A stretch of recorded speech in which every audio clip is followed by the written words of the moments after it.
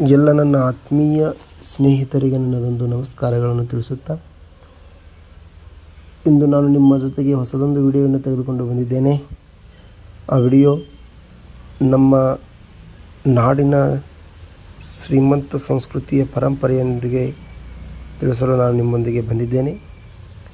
ಯಾವ ಕ್ಷೇತ್ರ ಎಂದರೆ ಕರ್ನಾಟಕದಲ್ಲಿರ್ತಕ್ಕಂಥ ಒಂದು ಐತಿಹಾಸಿಕ ಪಾರಂಪರಿಕ ಸ್ಥಳವಾಗಿರ್ತಕ್ಕಂಥ ಭಾರತದ ದಕ್ಷಿಣದ ಕಾಶಿ ಎಂದು ಪ್ರಸಿದ್ಧವಾಗಿರ್ತಕ್ಕಂಥ ಮಹಾಕೂಟ ಕ್ಷೇತ್ರಕ್ಕೆ ನಾನು ವೀಕ್ಷಣೆಗೆಂದು ಬಂದಿದ್ದೇನೆ. ಮಹಾಕೂಟ ಕ್ಷೇತ್ರದ ವಿಶೇಷತೆ ಏನಪ್ಪ ಅಂತಂದರೆ, ಇದು ಕರ್ನಾಟಕದ ಬಾಗಲಕೋಟೆ ಜಿಲ್ಲೆಯಲ್ಲಿ ಕಂಡುಬರ್ತಕ್ಕಂಥ ಒಂದು ಧಾರ್ಮಿಕ ಮತ್ತು ಐತಿಹಾಸಿಕ ಪ್ರಸಿದ್ಧವಾಗಿರ್ತಕ್ಕಂಥ ತಾಣವಾಗಿದೆ. ಅಷ್ಟೇ ಅಲ್ಲದೆ ಇದು ಬಾದಾಮಿ ಚಾಲುಕ್ಯರ ಶಿಲ್ಪಕಲೆ ಮತ್ತು ಸಂಸ್ಕೃತಿಯ ಪ್ರಮುಖ ಕೇಂದ್ರವಾಗಿತ್ತು. ಇಲ್ಲಿ ಪ್ರಮುಖವಾಗಿ ಕಂಡುಬರ್ತಕ್ಕಂಥ ದೇವಾಲಯ ಯಾವುದಪ್ಪ ಅಂತಂದರೆ ಅದು ಮಹಾಕೂಟೇಶ್ವರ ದೇವಾಲಯವಾಗಿದೆ. ಇದರ ಕಾಲಾವಧಿ ಎಷ್ಟಪ್ಪ ಅಂತಂದರೆ ಕ್ರಿಸ್ತಶಕ 6 ಮತ್ತು 7ನೇ ಶತಮಾನದಲ್ಲಿ ಬಾದಾಮಿ ಚಾಲುಕ್ಯರ ಕಾಲದಲ್ಲಿ ನಿರ್ಮಾಣವಾಗಿರ್ತಕ್ಕಂಥ ಒಂದು ಸುಂದರ ಐತಿಹಾಸಿಕ ಒಂದು ತಾಣವಾಗಿದೆ. ಇದು ದ್ರಾವಿಡ ಮತ್ತು ನಾಗರ ಶೈಲಿಯ ಶಿಲ್ಪಕಲೆಗೆ ಒಂದು ಹೆಸರಾಂತವಾಗಿರ್ತಕ್ಕಂಥ ಸುಂದರ ಮಿಶ್ರಣ ದೇವಾಲಯ ಅಂತ ಹೇಳ್ಬೋದು. ಇಲ್ಲಿಯ ವಿಶೇಷತೆ ಏನಪ್ಪ ಅಂತಂದರೆ ವಿಷ್ಣುವಿನ ಪುಷ್ಕರಣಿ ಅಂತ ಹೇಳ್ಬೋದು. ಅಂದರೆ ಏನಪ್ಪ ಅಂದರೆ ಪವಿತ್ರ ಕಲ್ಯಾಣಿ ಕೊಳ ಅಂತ ಹೇಳ್ಬೋದು. ಈ ದೇವಾಲಯದಲ್ಲಿರ್ತಕ್ಕಂಥ ವಿಷ್ಣು ಪುಷ್ಕರಣಿ ಕೊಳದಲ್ಲಿ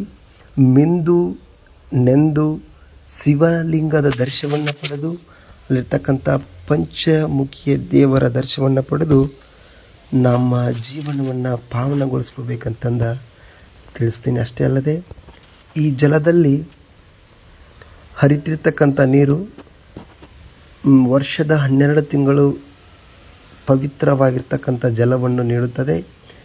ಈ ಪವಿತ್ರವಾದ ಜಲವನ್ನು ಪ್ರವಾಸಿಗರು ಬಂದು ತಮ್ಮ ಜೀವನವನ್ನು ಪಾವನಗೊಳಿಸ್ಕೋಬೇಕೆಂದು ತಿಳಿಸಲಾಗುತ್ತದೆ.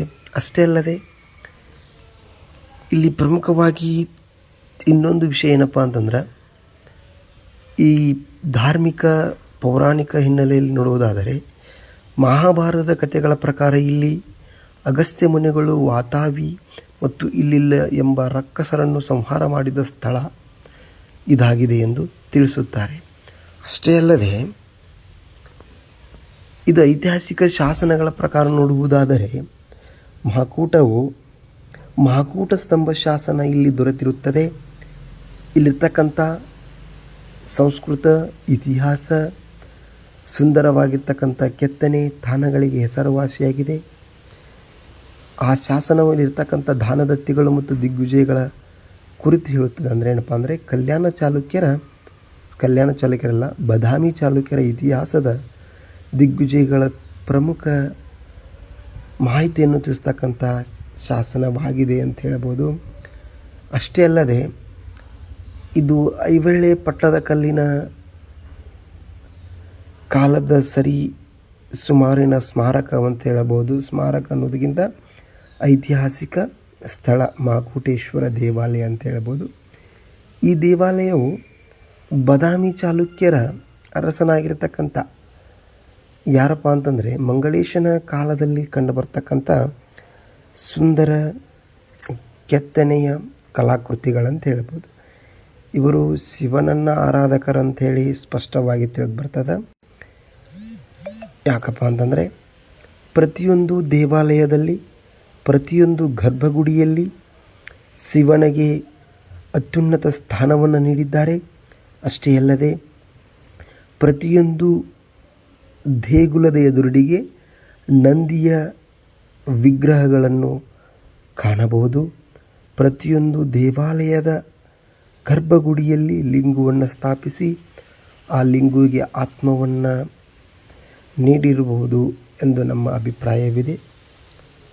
ಮತ್ತೇನಪ್ಪ ಅಂತಂದ್ರೆ ಪ್ರತಿಯೊಂದು ದೇವಾಲಯವು ಆಗಿನ ಸುಂದರ ಕಲಾಕೃತಿಗೆ ಜೀವಂತ ಸಾಕ್ಷಿಯಾಗಿವೆ, ಈಗಿನ ಪ್ರವಾಸಿಗರನ್ನು ಆಕರ್ಷಿಸುತ್ತಿವೆ ಎಂದು ಹೇಳಬಹುದು. ಕರ್ನಾಟಕದ ಇತಿಹಾಸದಲ್ಲಿ ಪ್ರವಾಸಿಗರಿಗೆ ನೀಡಿರ್ತಕ್ಕಂಥ ಕೊಡುಗೆ ಅಂತ ಹೇಳಬಹುದು ಬಾದಾಮಿಯ ಚಾಲುಕ್ಯರು. ಮತ್ತೇನಪ್ಪ ಅಂತಂದ್ರೆ ಈ ಮಹಾಕೂಟೇಶ್ವರ ದೇವಾಲಯ ನಂದೀಶ್ವರ ದೇವಾಲಯ ಎಂದು ಕೂಡ ಪ್ರಖ್ಯಾತಿಯಾಗಿದೆ ಅಂತ ಹೇಳಬಹುದು. ಇಷ್ಟು. ನೆಕ್ಸ್ಟ್ ಮುಂದಿನ ವಿಡಿಯೋದಲ್ಲಿ ನಾನು ನಿಮ್ಮೊಂದಿಗೆ ಸಿಗುತ್ತೇನೆ.